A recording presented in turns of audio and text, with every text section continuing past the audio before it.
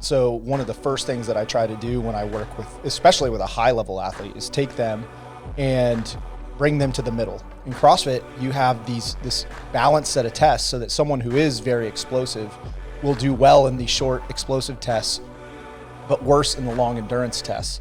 And someone that is an endurance biased athlete will do well in the endurance tests and worse in the short speed and power tests. So essentially what we've got is this sport where we're trying to train people to move away from like their essence or what they're really good at, which is completely different than what you have in any other sport, where you try and get better at what you're already good at.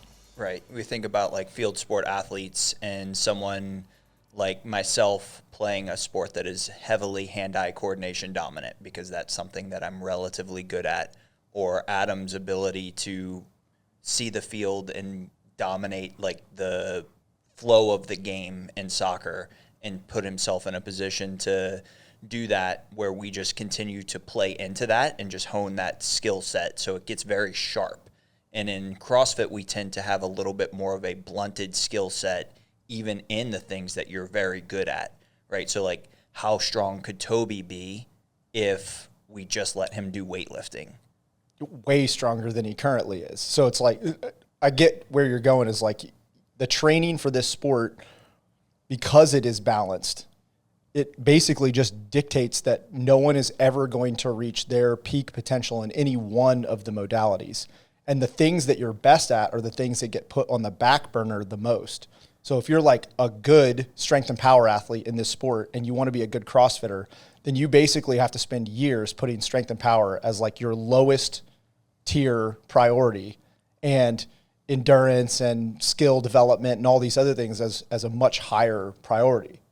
For the off season, right? Because then when we go to compete in a live competition and you need those 100 points, the 95 points on the events that are in your wheelhouse, if you've neglected those, now we're giving up points and you're taking 80 points, and you're not going to be taking 80 points in the events that are not good for you, most likely. Yeah, I think about it less off season, in season. I think about it more like in the lifespan of the athlete. So one of the first things that I try to do when I work with, especially with a high level athlete, is take them and bring them to the middle. And when I say the middle, I mean like I'll make them a more balanced athlete so that they, blunt.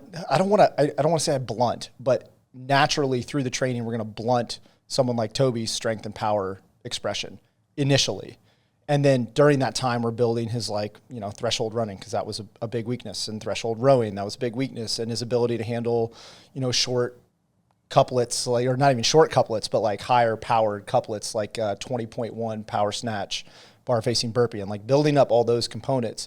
And I almost think about that as like a years long process. Normally I think about it a years long process to get someone to the point that they can even just qualify for, a championship level event, CrossFit Games, Rogue, that type of thing. Once you have them at the point that they can consistently do that, then I start to think about developing the strengths in the sport. Do you find, though, that if you do that too much, that they start to regress on their other events? Because a lot of times what we see in concurrent training is that when an athlete trains the things that they are naturally good at. For us weak-minded folks in the back, what's concurrent training? Basically CrossFit. So you're doing mixed modal training. You're training strength systems, energy systems, movement quality simultaneously. What we see for some athletes, and maybe it's just not applicable for the athletes who are capable of making the games, but when given the choice and given multiple training inputs, athletes will gravitate towards adapting to the thing that they're naturally good at, and less adaptation happens on the things that they're not as good at. Yeah, and that's, I think, one of the reasons that I really do look at it as a years-long process versus, season to season. Now, once you get someone to that point that they are a fairly balanced athlete, then I do think that I shift more towards an off-season, in-season structure, where it's off-season is focused still on the biggest weaknesses while maintaining their essence or their strength or whatever you want to call that.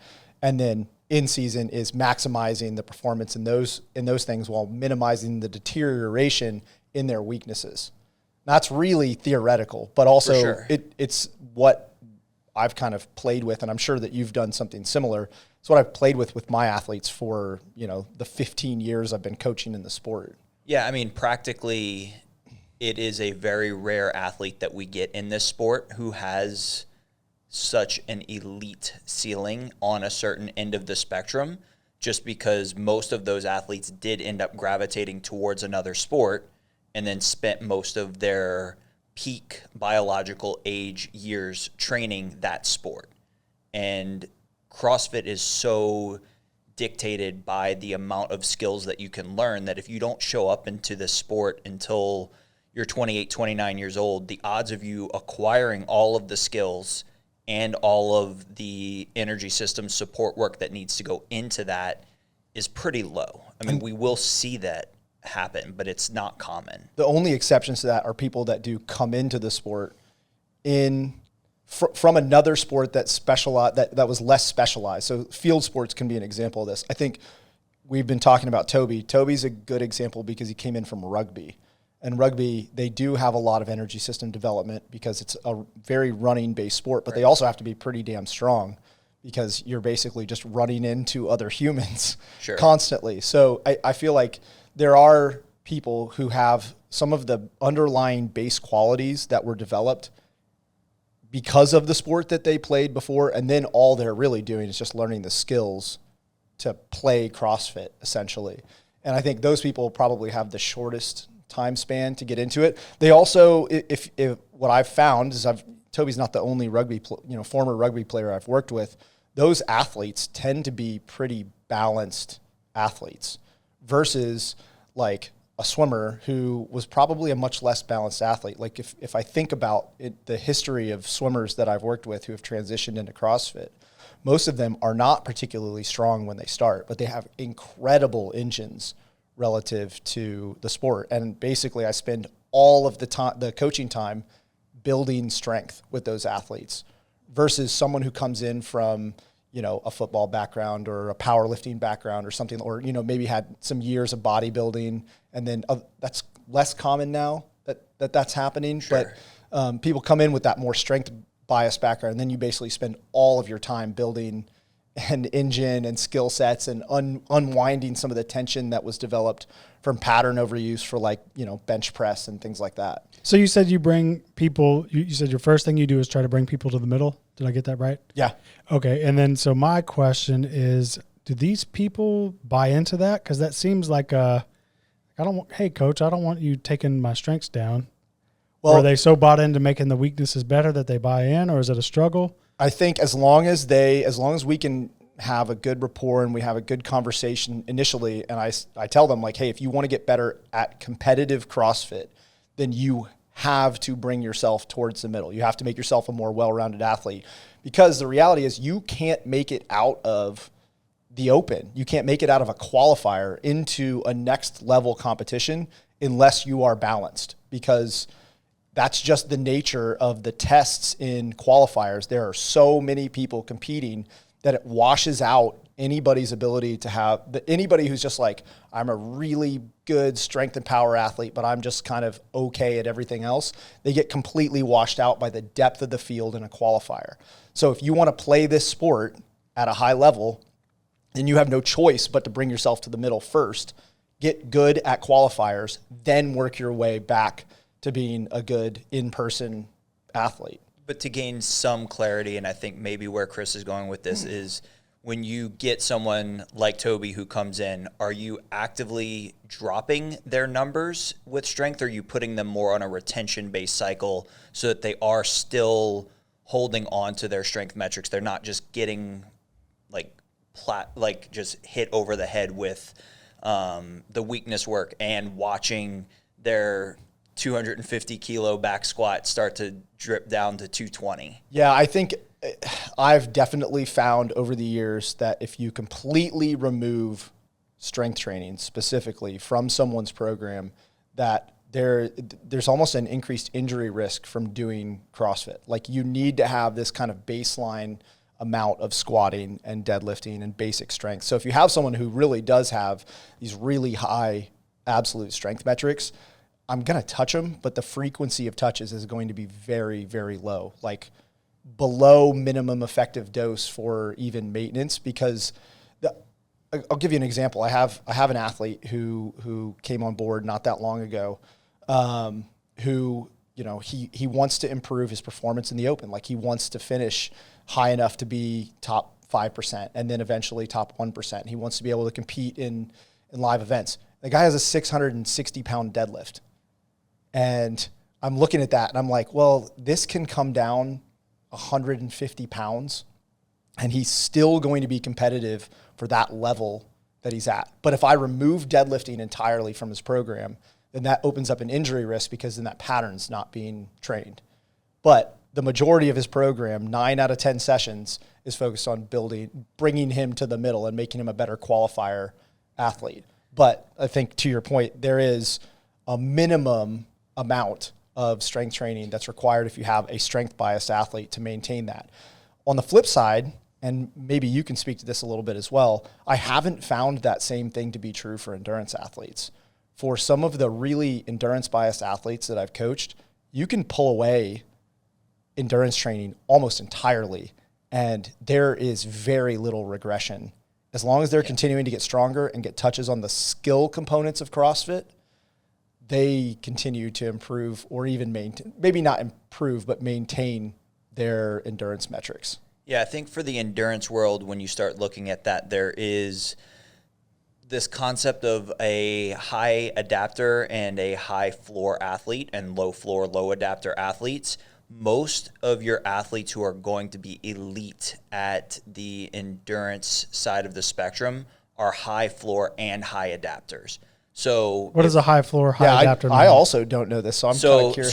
So a high floor athlete would be somebody who, regardless of how much you pull away from them, like basically they can go sit on the couch for 3 months and then you bring them out and have them do a 5K row time trial as a male, and they're still going to go 18:30.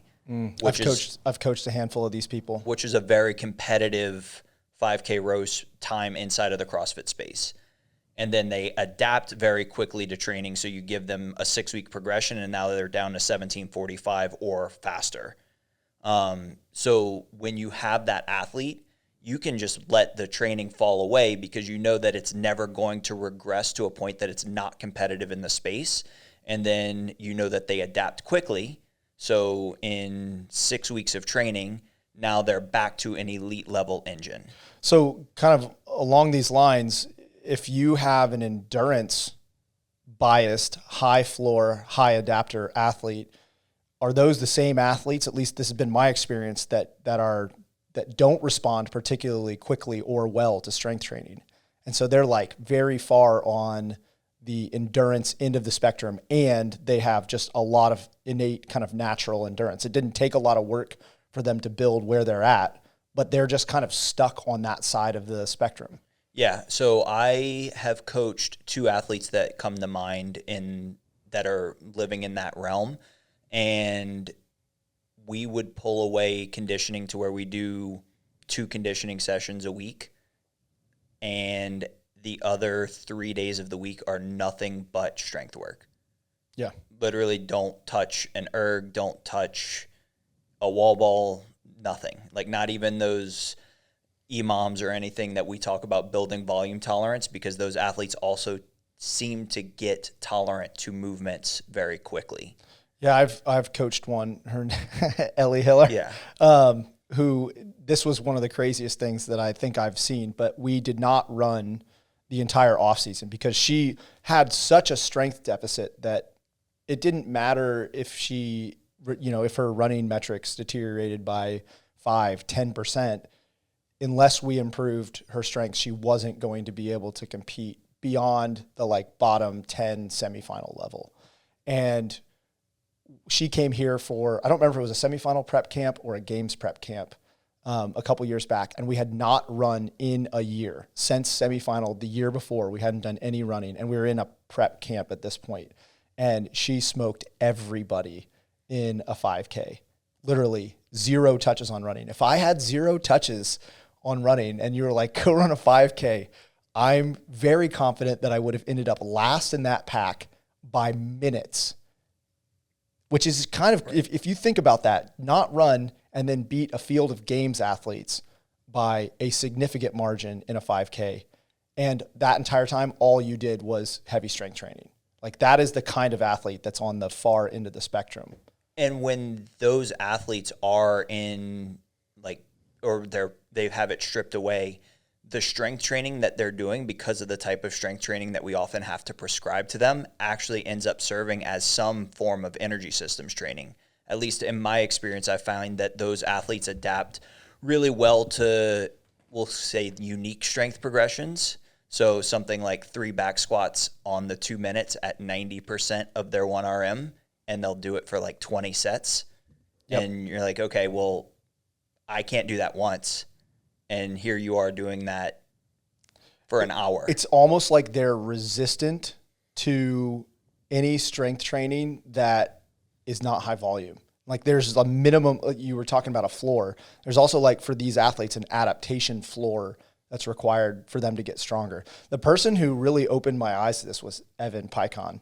Yeah. He really, shout out Big E. Yeah, Evan.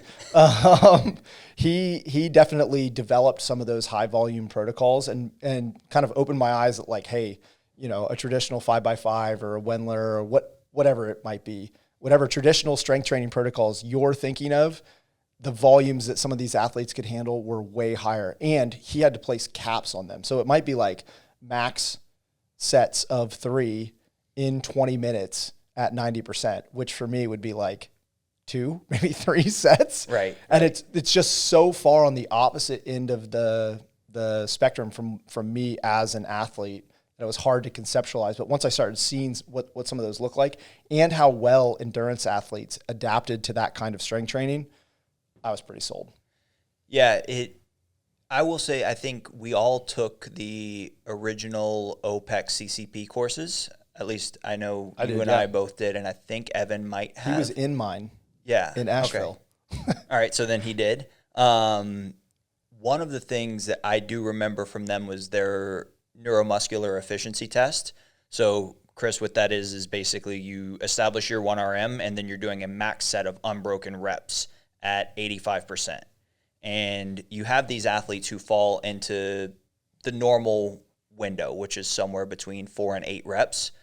And then you get these athletes who test at 12, 15. I had one athlete, she was a mile swimmer. I think she went like 18 or 20 reps at 85%. And that was kind of a moment for me where I was like, I don't think that we can train, a 5x5 at 75% and get anything out of that, because if she can do 18 at 85%, what is 5x5 at 75% accomplishing for her? Whereas we take an athlete who got 1 rep or 2 reps at 85% because they were so fatigued from that 1RM that they can't even recover. Those athletes need to have lower percentages and lower rep schemes in order to drive their 1RMs up. Yeah, I mean, we've talked a lot about what endurance-biased athletes should be doing or what their strength training might look like. And I have one other thing I want to add to that, but then I think we should also talk about what maybe strength training should look like for the strength and power-biased CrossFit athlete, because it's a very different set of tools. They're going to get very little if they're doing max sets in 20 minutes of, at 90%. The other thing that I found that works really well for the endurance athlete is like a conjugate style max effort method. So where what you're essentially doing is really trying to get them to build to max for the days. As I'm not going to say as frequently as possible. It's still like 1 session a week, but then you supplement that with the higher volume training later in the week. And what I found with those max effort sessions is that part of the reason that they score so well in the neuromuscular efficiency test is that they don't know how to access whatever it is that's required to really ramp yourself up to hit a true max effort. And the more frequently they can do that, the more they develop that skill of expressing 1RM strength or 2RM strength or 3RM strength. But I found that to be a very effective, accessory tool. And I don't want to call it accessory. It's probably not the best word, but a tool to add to high volume strength training like that. And the less efficient you are at 1 RMs or 3 RMs or 5 RMs or whatever the case may be, the less likely you are to have an injury risk, where if you take someone like yourself who lives on the other end of that spectrum, if you were to do a 3 RM every week, even if we're just rotating between back squat, front squat, and deadlift, you're probably going to start getting tweaks very quickly. Yeah, we would have to be using implements that prevented me from actually reaching the loads that I'm capable of hitting. Absolutely. So it would be like, double overhand axle deadlift build to a max effort triple, which is a grip test. My grip is gonna fail, or like use a safety bar, safety squat bar for week 1 for the back squat, or a box squat, front squat to a box or something like that, where there's a limitation built into, and that's really, if you think about West Side, how they use conjugate, that's really how they structure it. It's not like you're building to a true full depth competition style back squat every week. But with those endurance athletes, you can do that more frequently, and they get they improve their ability to express near maximal strength, which is often a huge limitation for those athletes. So you talk about adapting the conjugate system for our more enduring athletes. And basically what you're saying is we have the max day, the max effort day, but then instead of a speed day, we basically have a volume on the strength, speed, endurance spectrum. So like heavier, moderate heavy loads, 80%, 90%. Moderate heavy is relative to the human. But they're then accumulating 10, 12, 15, 20 sets of back squats. Comparing that to the West Side method, where they're working with some of the most strength and power dominant athletes in the world, then we're looking at their other day as a speed-based day, right? Yeah. Which is very submaximal. The loading's 60 to maybe 70%. They're moving things as fast as they possibly can. Total volume's very low, might be 7 sets of 3 or something along those lines, often with accommodating resistance. So even the straight weight on the bar is much lower. And so it's a very different type of structure within the week for this endurance biased athlete versus a West Side, like a power lifter who's almost like been filtered into this because they are so strong naturally.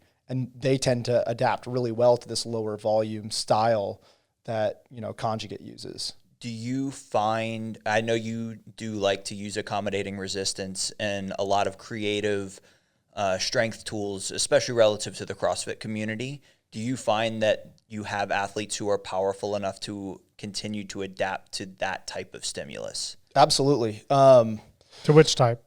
The speed, like the speed-based strength work. Speed so days. Yeah. Chains, bands. I also don't always use the accommodating resistance or bands, chains, reverse bands with future method, whatever you want to call it. I don't always use that in the same context that conjugate or West Side does.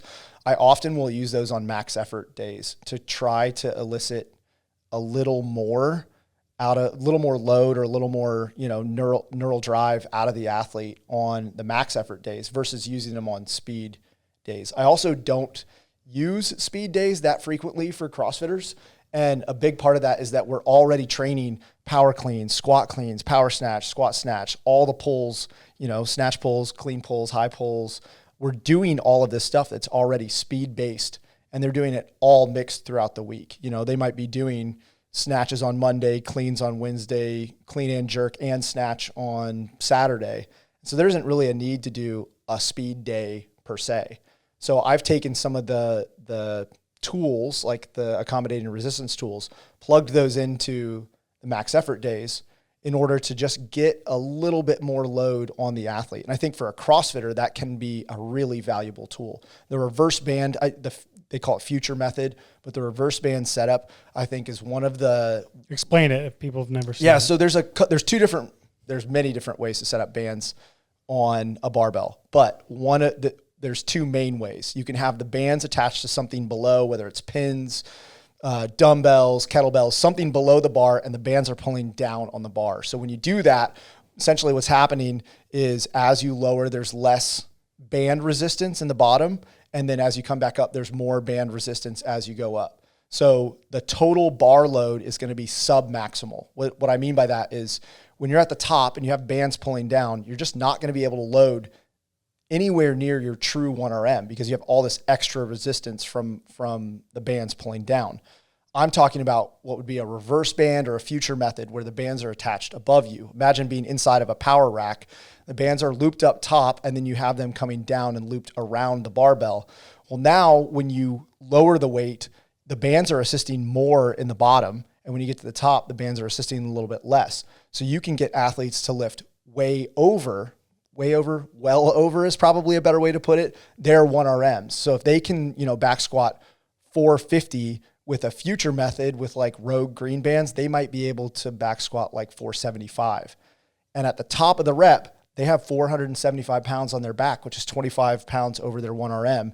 And at a quarter squat, they have 472 pounds, right? And then at a parallel squat, they have 470 pounds. So they're still lifting well over their 1RM. But in the bottom, those bands are assisting enough that it's, 425. So it changes the load that they're moving throughout the rep. And what I found is that for CrossFitters, especially endurance-biased CrossFitters, it allows them to get their nervous system access to these heavier loads that really kind of force them to adapt and builds confidence in that load and teaches them to use some speed out of the hole to kind of drive through the sticking point. So that's how I've used that. And I use it more with max effort style versus traditional speed style because there's so much speed work already built into CrossFit programming. So we started by talking about balance.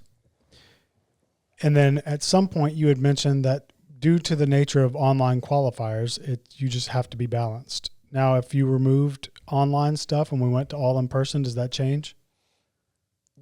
Yes, I think so. I think it changes things to some degree. You still have to be balanced to be able to win.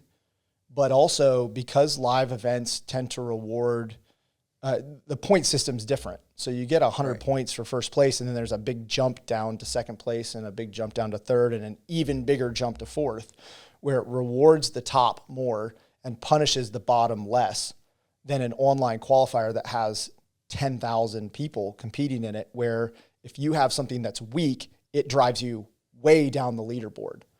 So really the reason that I would say yes is that it's not a function of it being an in-person competition. It's a function of the depth of the leaderboard and the scoring system that's used for in-person versus online. Well, I would also take that a step further, and I would think that it is a product of the bias of the selection of workouts that happen at in-person events compared to online qualifiers, right? So online qualifiers right now, as someone who trains mostly running and high rocks, I can go do the CrossFit Open, right? Yeah. Like I wouldn't choose to do a bar muscle up because I don't want to tear everything in my shoulder, but I could conceivably do the workout up to that point and be fine.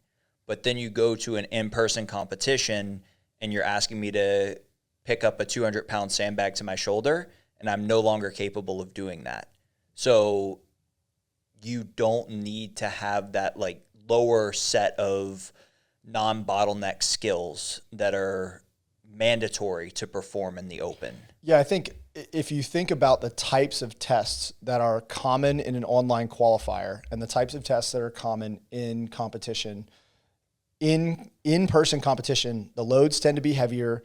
The distances on endurance events tend to be much longer. They're single modality tests, which means that if you're really good at rowing, you're an outlier on the rower, then you're going to get a lot of points for that. But it doesn't, in qualifiers, typically rowing's in a mixed event, so it gets diluted by the fact that it's mixed with wall ball or burpees or something like that. So online qualifiers, 1, because of the scoring system, 2, because of the depth of field, and 3, because of the movement selection that the people who are creating the qualifiers use, just don't reward people who are outliers in strength and power, outliers in endurance, outliers in single modalities, where in-person events tend to reward those things way more because it is heavier, longer, more single modality type tests. You also can't game online qualifiers the way that you can in-person events, right? So if you have a workout that comes out that is a bottom 5 finish for you, there's no real incentive to try really hard and bury yourself on any portion of that workout. So you see that happen frequently. At semifinals a few years ago, there was that ruck ring muscle up workout, and they had originally set it up and they recognized the error and course corrected, but they had originally set it up to where an athlete could basically just not do anything, finish tied for 25th place because there were 15 people who couldn't do the skill, and because they chose to not exert any energy, they would then be more fresh for the rest of the competition. And in an online qualifier, there's 5,000 people, and you cannot phone it in and think that you're going to get through that qualifier. It's like anything that you have that's a weakness in an online qualifier is automatically going to be sent so far down the leaderboard that you're no longer in a qualifying position. But once you're in a live event, the worst you're going to do is last place, and it can't send you out of a qualifying spot. Are you going to win if you take last place? Probably not, but there's only going to be one winner, and then there's going to be the rest of the field, and most people aren't going to be fighting for a podium spot. So it's just a very different. If you want to win, you got to be balanced and have strengths within the test. But once you're qualified, if you're balanced, you're looking to finish in the middle of the pack potentially. And that's really, I think, the big difference between those two. So did the frequency of these online qualifiers kind of inadvertently push the level of competition higher when it comes to more balanced athletes? So you're saying, does the frequency of online qualifiers make like the fact that they're like a big deal now, they're all the time, everyone's doing them, and so now more people are worried about that. Did it make people kind of have to be more balanced?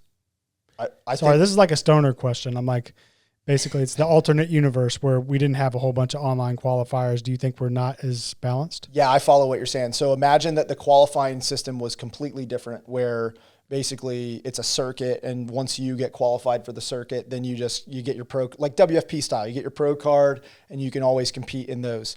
Then you have no incentive to create this sort of like balanced, low barrier to entry fitness, and you just focus on getting really good at in-person style competition stuff, which is very different. It's like, you're traveling distances with handstand walks and sandbags and sleds. And if you're just trying to get good at online qualifiers, you don't touch any of that stuff because there's no way to standardize the sled friction or standardize how much sand is actually in a sandbag unless you have everybody weigh it. Then you have to watch all the video.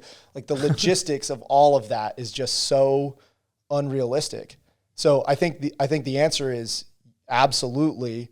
The fact that we have so many qualifiers really does change how people need to prepare for a season. There needs to be qualifier season style training and in-person competition style training. And those are two very different things. And they're also very different for different types of athletes. And one of the things that gets even more difficult in today's landscape is, let's say you have this season structure and something falls through, right? You go to qualify at an event and you get sick on day 3 of the online qualifier, and it's only a 5-day window. So you don't qualify. There's another one 3 weeks later. So then we go and kick the can down the road before we're getting into in-person style training, and something happens there. And then we go another 3 weeks. You have to be very cautious about that. If you are somebody who definitely has the ability to compete at those higher level competitions, is making sure that you do create enough space in your schedule to train appropriately to be as balanced as possible. That way, when you do qualify for those events, you're not just showing up and in way over your head with all of the skills and the strength work that's required to be at that level and compete. There are some exceptions to that, and that is the people who are at such a high level in the sport that there is no barrier to qualifying for them. They're either good enough at this point that they're like already qualified for Rogue, they have their WFP Pro card, they can basically pick and choose any event they want. They want to go to Wadapalooza, they're going to get an invite, right? So like they're at that level. Those people, they can just focus on training for live events and not have to worry about having, I'm not going to say they don't need a periodized season. They just need a very different periodization structure than the athlete. I think about even someone like Toby who qualified for the first time this year. He's still going to have to spend time in the off season getting really good at online qualifiers again so he can sneak his way through the Open and sneak his way through to a semifinal where he can go do what he's good at, which is competing in a live event. And I think it's a huge issue with our sport. The qualification structure in our sport right now is a big issue, but it's not one that I think is solvable in the short term. No, it's not. But one of the things that always kind of stood out to me when Chris asked that question, and I had a flashback to 2013 regionals, so many years ago when I was still competing in the sport myself, but there were about 10 guys on the regional floor as individuals who got through because they have that set of skills of the endurance, low weight ability to move like a 75-pound snatch or a 95-pound thruster. And we had a guy at our gym who was just a taller, bigger, stronger guy who never was able to get through individually. And I coached him for a few years, but had he gotten through, he would have been a top 10 regionals athlete. No question about it. Like, he was that strong, he was that fit, he had all the skills, but there was no opportunity for him to get through because of range of motion issues, muscular endurance issues. And I would love to figure out a way how to solve that problem so that when we get to these live competitions, those athletes are in there mixing it up and actually making every event matter that much more for the top end of the performers, because we see how many times, at Syndicate Crown for the men's field, Saxon was his worst event finish was going to be 10th place because he's just that much. Spencer was okay. Yeah. But 10th place, like that was his floor.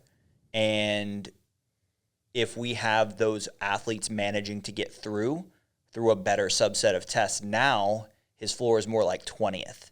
So True. He has to bring it on every event, and that means that when you get to the games, you're getting a better field of competitors, not just a better field of talent. Look, I hear the argument made all the time that the current system works because you're getting the fittest through. But I think that while that may be true, like obviously Tia, was able to qualify her way through and she's there. And on the men's field, who knows who's the fittest in the men's field right now. So I'm not going to make comments on that. But that's an argument, but I don't know how valid of an argument it is and how applicable it is across divisions, because I'll give you a great example. Wadapalooza, this is, going back some years. Wadapalooza 2020, I did the online qualifier and finished 14th. And then I won Wadapalooza and either won or took second place in every single event in the live competition. I almost didn't qualify. I was like 8 spots away from not qualifying, and then won or took second in every single event across the weekend. Like, there's clearly a problem with qualifier structure if that's the case. If you have it where an athlete who can win on this set of tests gets punished because they don't have this, basic low-level fitness. Maybe I'm wrong. Maybe my argument is too biased and personal because of that. But I just think it's kind of crazy that we have this set of tests, that's the Open or qualifiers or whatever it is, and you have to train athletes to be really good at that in order to get them through, and then none of that fitness plays any bearing in who goes on to the next stage. Yeah. One of the things, I guess. Hold on. Let me stop you real quick. Do you think they're finding the fittest, though? I do still think that we are ending up with the fittest. I think that where we're missing it is then that's good, because if you answered that no, then it'd be like, all right, maybe room to figure it out. But if they're still achieving their goal, then. I think that they're the top, right? Like the top 10, maybe top 5. They're doing a good job of filtering for the fittest or the CrossFittest in the CrossFit season, for the people who are the fittest with that set of attributes. But I think beyond that, lower than that, in the middle range at the CrossFit Games, like the 10 to 30th place, or the same thing can be said for semifinals, that like 10 through 20th place. Some of those people probably don't belong on a semifinal floor, and they only are able to get there because of the tests in the qualifier. And there are people who are sitting in the stands watching that who could potentially, per Ryan's point and my point with like the Wadapalooza thing, who maybe didn't qualify and then can go and potentially get into the top 10. Is that going to impact the top 5 or top 3 finishes at the CrossFit Games? Maybe down a third. But I mean, if you look at the point spread, so for the women's field right now, the answer is no. Like, it doesn't impact anything because Tia has historically been that much better. We'll see how it looks this year with the bias and High Rocks training, and compared to her traditional years of CrossFit training exclusively. But for the men's field, I think right now you look at, was it 2 or 3 years ago that Roman was in a position to win and then a sprained ankle, broken ankle, whatever that was, where he couldn't do the double unders and basically... Where he had his reverse Creed moment. Yeah. Or reverse Rocky moment. Yeah. But he, so I think the men's field is tight enough right now that when you start introducing those athletes who are in 35th place who can still take a top 10 finish, now you're taking an 11th place finish from a top 3 games athlete and pushing them to 13th or 14th. Which and would change. Then that starts to impact the standings. So I think it depends on the field. I do think that the top 10 fittest athletes in the world are consistently at the CrossFit Games, and we're usually seeing the fittest athlete win. So here's the question then, and I know we're kind of all over the place now, but that's okay. This is fun. Do you think we care about that more because y'all coach athletes and, mostly everybody who's not winning is not winning. So our people will sometimes be that. Do you think you care about it because of that? I think I care about it. Did that make sense just then? Yeah. I think I care about it because I care about the athletes. I care about making sure that the athletes are taken care of. And I think there's other problems with our current qualifying structure, which potentially lead to burnout of athletes because of how frequently they have to be on. So I care about it because I want to see the best athletes have the best opportunity to do the best that they can. Right. But that's my point. Like, whereas if instead you were like, hey, I just want to find the fittest, would you care about that? Yeah, no. If I were CrossFit and all I wanted to do is find the fittest, then I wouldn't care. But I do coach these people. I coach that's my point. People. Yeah. And I do care. So it's hard to separate that. Yeah, I care about taking care of the athletes and making sure that they, stay healthy physically, mentally, and all of that so that they can have a career in the sport. And I think, okay, so here's another way to think about it, though. If you're HQ and you have to run this really, this qualification system every year where it's open, quarters, semis, and you have to do all this stuff, and you're honestly... Why'd you say it like that? Because it's a lot of stages. I know, but it's sweet.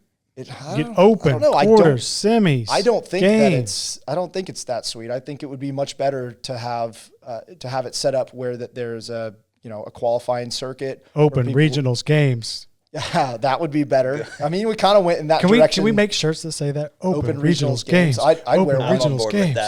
I'd wear one. But I think that making it so that it's friendlier to the athletes so that they can have more healthy long-term careers would be a positive. And from HQ's perspective, you want to create stars within your sport, and you don't want to injure them out or burn them out by making them compete too frequently.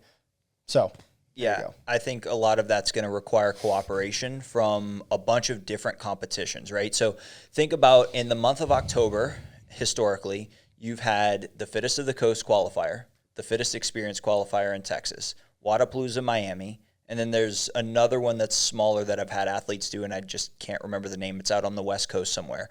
So you could conceivably be competing in 4 different online qualifiers at the same time where there's no reason to not be able to just do the same subset of tests, because what ends up happening is Fittest of the Coast is a 5-week qualifier.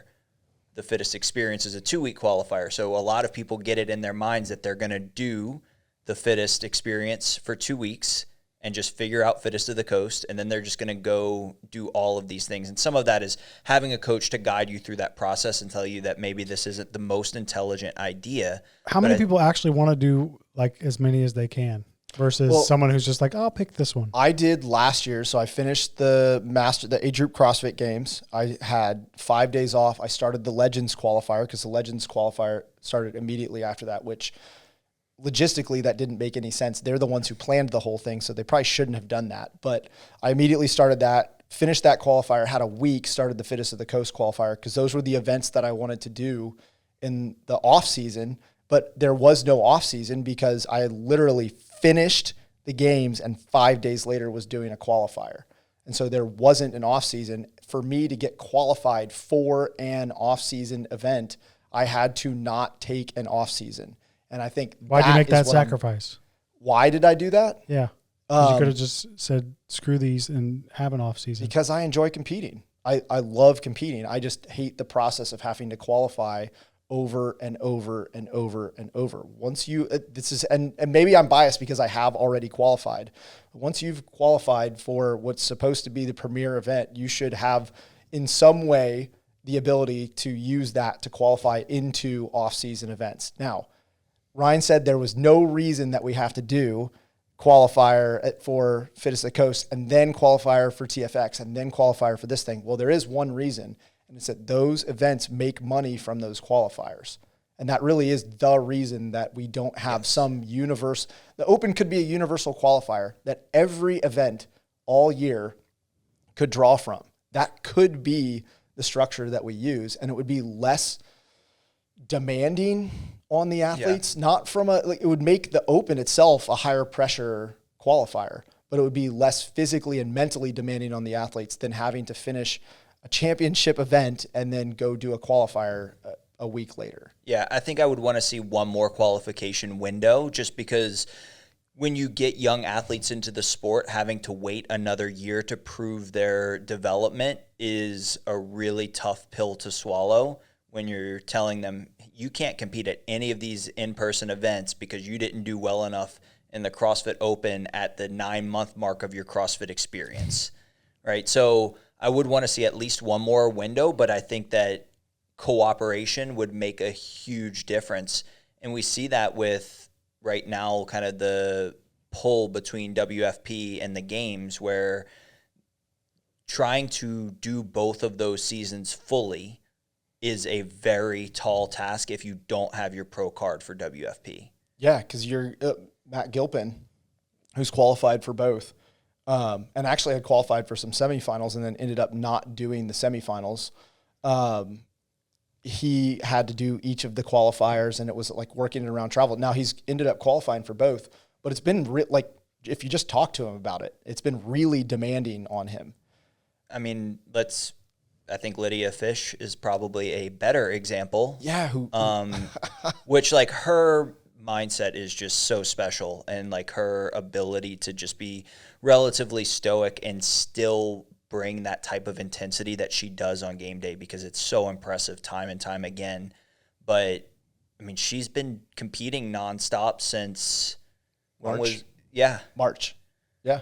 But I don't think that that's healthy for just because she's capable of doing it doesn't mean that I'm not going to say that she shouldn't be doing what she's doing, but doesn't mean that she should have to do that as consistently as she is right now. What I would like to see is a world where we take that 21, she's 21, right? Yeah. Where we take this 21-year-old and we say, you know what? You're going to have an opportunity for this to be a 10, 12, 15-year career because women do age more gracefully in this sport than men. And you're going to be able to make good money and not have to put your body through the ringer just to be able to show up to these events that do pay you to be there. Yeah, so I think you and I are on the same page on that. And there are some events that are, I think, doing a good job with this system. I should have. I'm not going to be able to make it, but IF3 Masters, the U.S. the way they're doing their selection is you enter. What is IF3? IF3 is International Functional Fitness Federation, so it's another offshoot, kind of like WFP, all these things, but they have their Masters World Championships in Australia, and the way that they're doing their qualification is you enter your scores from the Open. They go and they can verify that those were your scores from the Open. Or maybe, no, it was enter your scores from the age group qualifier, and then they had one more test. So they basically looked at the age group qualifier test, and they were like, well, what was missing that we know will be tested in IF3? And then they added that extra test to it. And so basically you just had to do one workout. I like that. And have I like that too. I think Very there quality, there are groups that are doing a good job. And also for the competitions, like Wadapalooza invites the games athletes, so they don't have to do the qualifier again. And I think that's a good way. It's a better way than making everybody have to qualify every time. And I know that there are people that will be mad about that because they're like, oh, they're playing favorites. Yeah, those people already earned their pro card or qualifying card for that event. And I think that that is a good thing to happen in the sport. Yeah, because then you can take care of whatever injuries that you need to take care of or continue to progress, right? So if you have some of the athletes who are in a strength deficit or an endurance deficit, you can now actually create blocks of training to develop that athlete and allow them to continue to rise the leaderboard at those in-person competitions. Yeah, I think that is the way to continue to push the sport forward rather than everybody siloing everything into their own things and then making everybody qualify for everything in a different. It's going to end up being too much to see all of this stuff flourish, which I think is in the end what we want. I want to see as many opportunities for athletes to compete and make a living as possible, or if they're not professional athletes, I want to see as many opportunities for athletes to just go out and do what they love. I mean, that's where I'm at. I'm not making a living from being a Masters competitor, but I love getting on the floor with the other Masters athletes and going at it, but I don't want to have to do 400 is an exaggeration, but 6 right qualifiers. Around there, yeah. Yeah, something like 400 or 500 qualifiers. I don't want to do 6 qualifiers a year. Like, I'm just going to put that out there. I don't want to do that, and I think that that's a problem. And if you look back at even just the CrossFit season where it used to be open, quarters, age group, semis, right? So then you have 1, 2, 3 qualifiers. Then you get to go to the games. And then when you're done with that, okay, well, you wanted to go to Wadapalooza, you got to qualify for that. You want to go to Legends, you got to qualify for that. You want to go to MFC, you got to do a separate qualifier for that. That's 7 qualifiers in the year. That is insane. Yeah. And that's just so that you can go compete where you're already competing. And then you're competing 4 times in the year and 7 qualifiers. That is a lot. And then if you're old, I'm calling myself old, then that's just a lot of strain on the body. So we started this episode off talking about engine limited athletes versus power limited athletes. Yeah. And we're right up about on the 1 hour mark. And these people obviously hopefully enjoyed the conversation because they know you two can yap. And with that, I wanted to ask, what was the point of why'd y'all want to talk about that at first? Engine limited versus power limited. I think a lot of it is because in the CrossFit space currently, most of the athletes are following a generic program. And I understand that not everyone can afford a one-on-one coach or maybe doesn't have the social desire to have a one-on-one coach because they want to prioritize training in their group.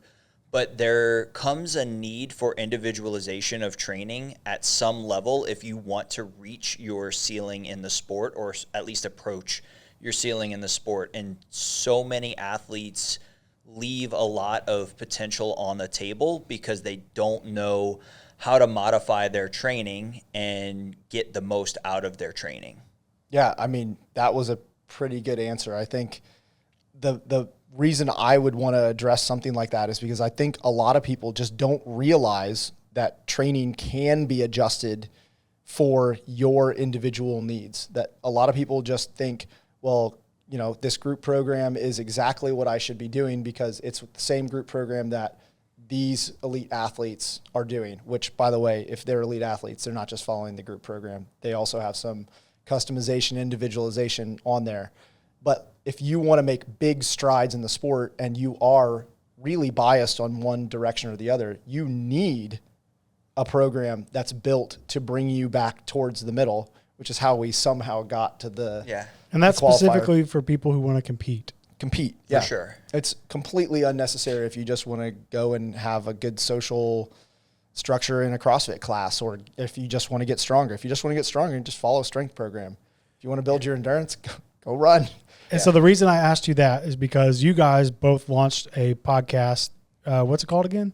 The Stimulus Matters. The Stimulus Matters. And so that, how many episodes now? 8, 9? We'll go with 8. Yeah. 8 or 9. And we're about to put those all up on the blog by the time this comes out. So if you want to go back and check out the previous 8 episodes, you could do that. Do y'all have one that you're recording this week? Topic you could tease? We do. What topic are we doing? I don't know. You sent me a couple. Well, I was going to suggest, I feel like if people want to leave, it doesn't have to be the next episode, but if people want to leave comments, because we only scratched the surface on that topic, maybe they can ask some questions if they dug it, and then y'all could do a follow-up episode on the stimulus matters. I love that idea. That works for me. All right, cool. Because I just wanted to let the convo flow. So when we got off talking about the games, I didn't want to stop us. So maybe y'all could pick back up on y'all's show. By the way, that's kind of how the flow of our I like podcast that. Some people go. hate it. Some people want everything to be just drilled in. But like I like just feeling like I'm chilling, talking to the bros. Because y'all would talk like this if I wasn't here with the camera in your face. So this is exactly why Ryan and I decided to start doing a podcast, because we would sit in the room right over there and have conversations. And then we'd be like, well, we should have recorded that. There's a lot of people who would have been interested in what we had to say right there. So cool. Not feeling confined. Yeah. So it's on any podcast player or just on Spotify, because I don't know how to do anything else. Maybe Chris can show me. All right. Well, most people have Spotify. All right. So go check that out, and we'll see y'all next time. Thanks, Chris.